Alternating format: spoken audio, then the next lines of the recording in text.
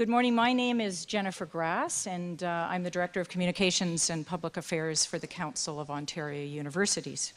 We're pleased to join others as one of the sponsors of this conference, and what a great conference it has been.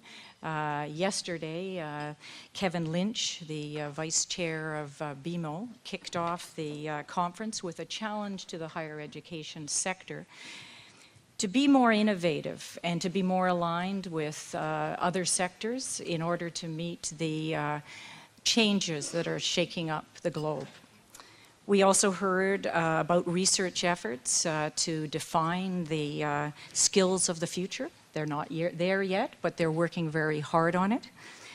We heard about the gender gap and the return on investment of higher education.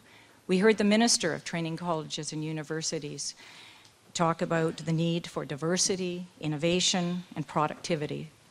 Many questions have been raised and issues shared, and whether we come from universities, colleges, business, or government, we all have a collective interest in preparing students and other older people as well for the needs of the 21st century workforce. At the Council of Ontario Universities, we recently launched a new report on best practices in career services, those hard and soft skills that complement classroom and experiential learning in preparation for the workforce. Our next speaker, Rob MacIsaac, President of Mohawk College, leads an institution with a long-standing commitment to preparing students. Rob has led the largest campus renewal in Mohawk's history, expanded its partnerships with other institutions, and made Mohawk a college leader in applied research. Rob is also chair of the Committee of Presidents for Colleges Ontario. He was the first chair of Metrolinx, the Regional Transportation Authority. He has served as mayor of the city of Burlington, where he was known for his progressive management and regional commitment. He holds an undergraduate degree in economics from the University of Waterloo and a law degree from Western. Please join me in welcoming Rob MacIsaac.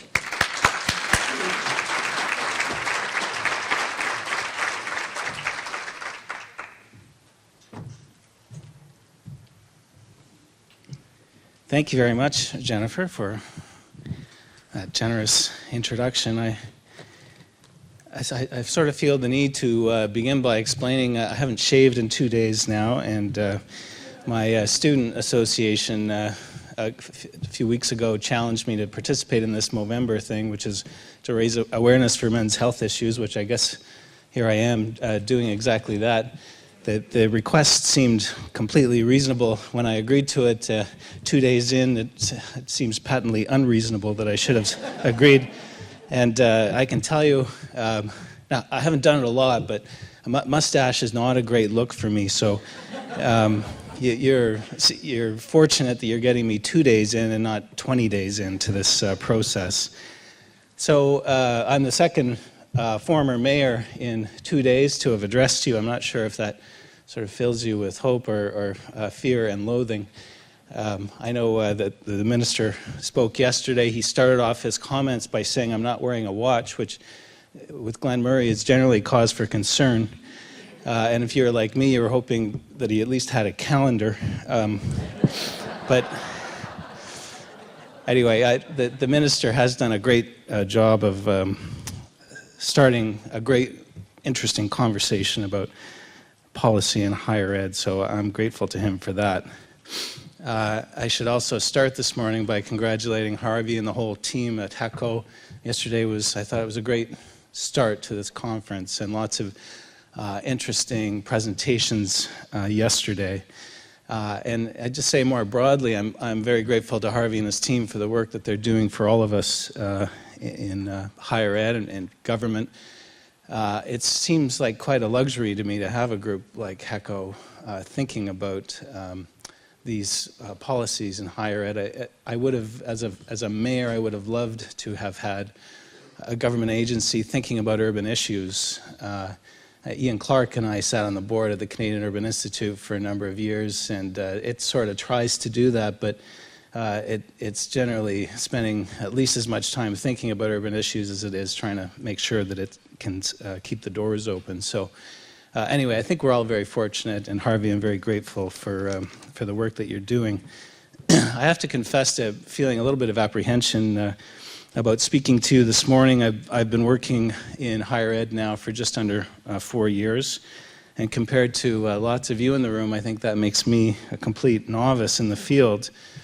But I will say I've been working in public service for the last 20 years or so, and so I'm starting to see some familiar patterns in higher ed that I saw working both in transportation and then prior to that in municipal government. It is an interesting time for all of us in higher ed. There's a lot of heat and light surrounding our sector at the moment. No doubt many of you read the Globe and Mail's series of articles last month called Our Time to Lead, and the series kicked off a national discussion about policy in higher ed. Just last weekend, Charles Pascal joined in the Globe's discussion with an op-ed. If you haven't read it, I think it's worth taking the time. Charles argues that post-secondary education in Ontario seems to be more of a non-system than ever, and he calls it the ad hoc-ness monster of Canadian higher education. Kind of a clever and appropriate term. South of the border, Time magazine just put out a special report on the future of post-secondary education and the issues being struggled with by our colleagues south of the border. Richard Stengel wrote, "Higher ed has been the great engine of American prosperity, innovation, and social mobility, and we weaken it at our peril. We have to find a way to do better." Now, at the same time that there's all this public attention being paid to us, life at Queen's Park continues to keep things interesting. Like all of you, I assume like all of you, I was surprised by the Premier's announcement that he's stepping down. And I presume, like many of you, I quickly began to wonder what the Premier's resignation meant for the reform process that's currently underway in post-secondary education. At Mohawk, we had just filed our SMS 2 weeks earlier. We'd been working on it for 3 months prior to that. So I don't know what's going to happen to those SMSs, and probably nobody can say with certainty, but what I can say with certainty is that regardless of who becomes the next Premier of Ontario, regardless of which party is in power, the need remains for all of us to rethink, reinvent, reboot post-secondary education here in Ontario. I think we as post-secondary institutions have two choices. We can sit on our plans and priorities and wait and see how things play out politically. We can wait and see who the Liberal Party elects as its new leader and our next Premier. We can wait and see if there's going to be a cabinet shuffle and who may be the next minister at TCU. We can wait to see the outcome of the election that is doubtless headed our way next spring. But I will tell you, in my experience, you can spend a lonely lifetime waiting for governments to make change happen. Our alternative is that we can choose to lead change from within our sector. We can choose to drive ahead by focusing on what's within our control. We can improve the state of post-secondary education for the students of this province. We can do it within our own institutions, and we can do it by working across institutions. And if the leadership within our systems came together to develop a clarity of vision and a plan to get to there from here, we could shape change as opposed to having it wash over us. And that would be a very powerful thing from my perspective. For me, it's clear we should be moving forward with or without government, because the forces that led the province and the minister to begin thinking about reform remain very much at play. Issues, many of which were raised, I thought, very eloquently yesterday morning by Kevin Lynch, issues like increased productivity, value for money, transparency, accountability, and effectiveness are going to continue to be raised having regard to our sector. I think if you want a clue about where policy reform is headed for us, look at the changes that have taken place in healthcare. Outcomes, not inputs, are the order of the day, and regional strategies are being implemented in service delivery through the creation of centers of excellence. This is based on the recognition that almost no institution can excel at everything that they do, much less every institution. And the emergence of new players, both public and private, will increasingly drive changes to our model of service delivery and our thinking about how people learn best. The advent of online offerings like Coursera, Udacity, and Newton present textbook cases of early-stage disruptive innovation. And if you are a student of Clay Christensen at Harvard School of Business, you know how this story ends. These early offerings, currently aimed down market, will ultimately change the game for all of us. Those of us fortunate enough to work in education will have to change if our province is to keep pace with the world around us. And I think ultimately the change has to happen both at the institutional level in terms of our delivery platform, but also as a sector in terms of the way we all work together. As chair of the Committee of Presidents, I can tell you that Ontario's colleges are well positioned to respond to many of the challenges we are facing. We are cost effective and we have been responsible stewards of our resources. Our collective agreements have recognized provincial fiscal challenges. Our pensions are sustainable because our contribution rates have been appropriate. We are agile and unabashedly oriented to labor market needs. Our program advisory committees and our governance structures ensure that our curricula meet the fast-changing needs of the marketplace. But I would say this, looking ahead, all of us, including Ontario's colleges, need to do better for Ontario to prosper. The fact is that more than ever, our economy depends on highly skilled workers. The vast majority of jobs that are going to be created in Ontario in the coming years, more than 7 in 10, will require some form of post-secondary education. So gone are the days when you can drop out of a high school, take a job at a steel company or an auto manufacturer, and be set for life. When I look at my closest community of Hamilton, there are about 40% of the adults in that community that do not have any post-secondary credential at all. And in many neighborhoods, the percentage is a lot higher than that. Those populations are wholly unprepared for the economic change happening in Ontario. And that challenge is compounded by our demographics. At the same time as the skills needed by our economy vault upwards, the baby boomers are starting to leave the workforce in record numbers. And birth rate trends means that we simply can't just replace them. Nearly every major employer that I talk to is concerned about where their employees are going to come over the next 5 to 10 years. There just aren't enough people to fill, and there just aren't enough people in the pipeline to fill the void that's being left behind.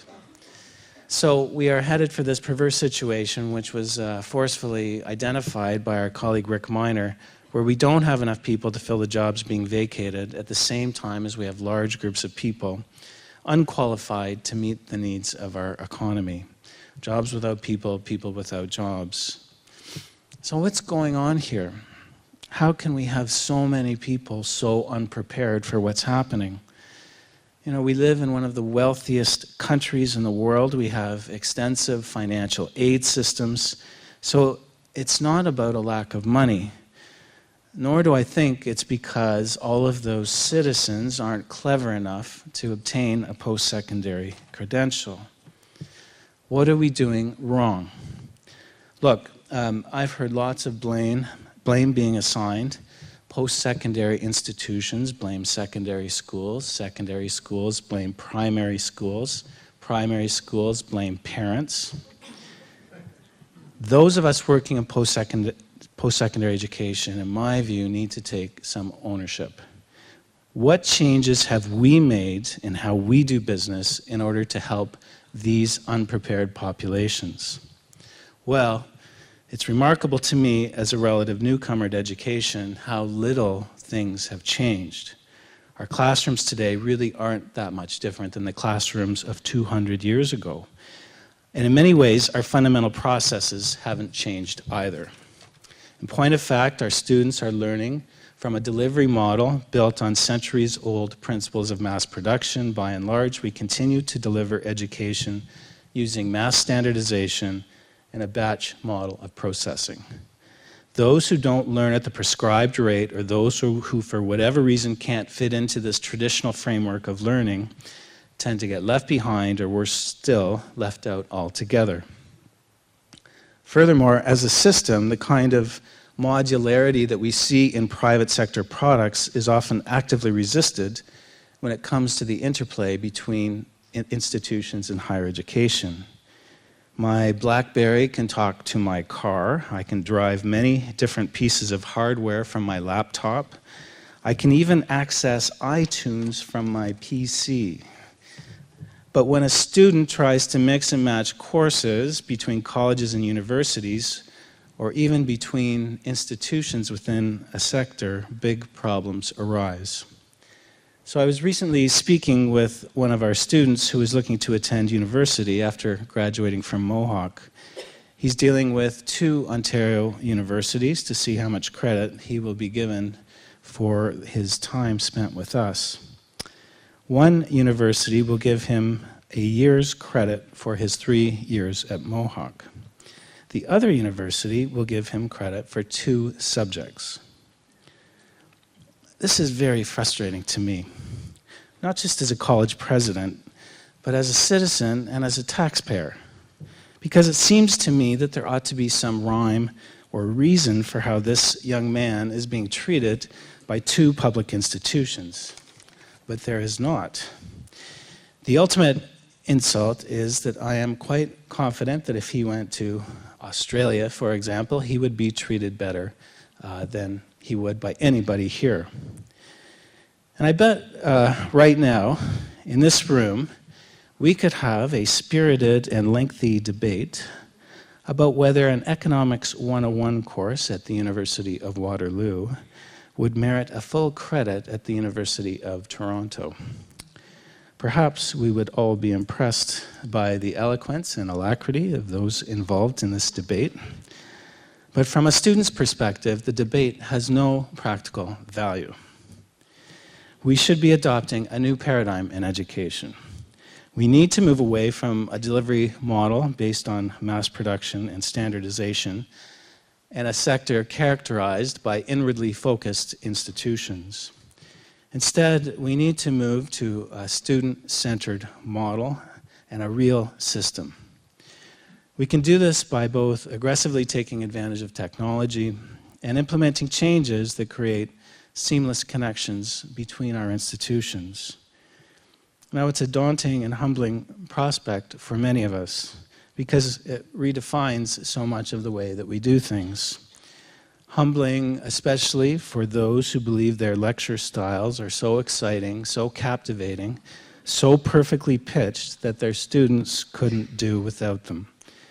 Daunting because it implies some loss of autonomy as institutions commit to working together in a transparent and accountable fashion and in a way that puts students first.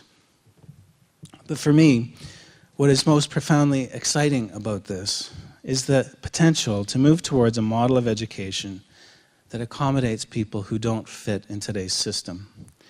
That's so important because we can't leave so many people behind going forward. We need every hand on deck, given what's happening to our economy. But more significantly, surely we have a duty to open the door to post-secondary education for those who have traditionally seen it as irrevocably locked. I think one of the unpleasant truths of our system of higher ed is that the delivery model shuts many people out or leads them to failure, even when they make heroic efforts to attend. People from families under stress, fueled in large measure by low income. These are students who are trying to hold down full-time jobs at the same time they're enrolled in full-time programs in our institutions. You would be shocked at how many people at my institution enrolled in full-time programs have full-time jobs. People lacking in personal supports, many of us take for granted because they are the first in their family ever to attend post-secondary. people unwilling to borrow money from OSAP because they overestimate the burden of the loan and underestimate the value and the benefit of a diploma or a degree. And the truth is that many who do not attend college or university are lacking in skills that they require for success. Fundamental skills like math and English. I believe that many of these people have learning styles that don't adapt well to the teaching methods that we use currently in our schools. So we need a model of education that will allow people to learn in a way that plays to their particular strengths while better accommodating their individual learning and lifestyle needs. We need a system that is flexible in terms of where and when and how our students learn.